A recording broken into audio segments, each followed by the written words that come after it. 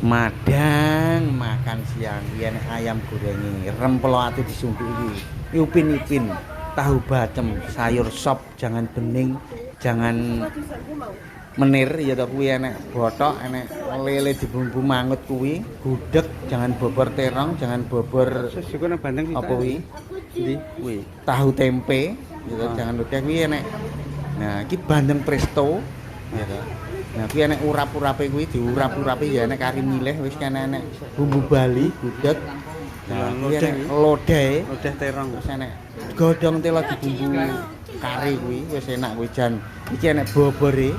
Ya lagi ayam bakar, botok-botok ya komplit garang asem.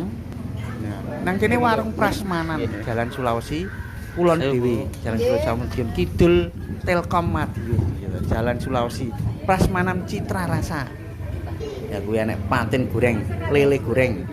Nah, tempe gorengnya cek panas kan awan-awan kan mesti ndang dijoki ngono kene iki wis.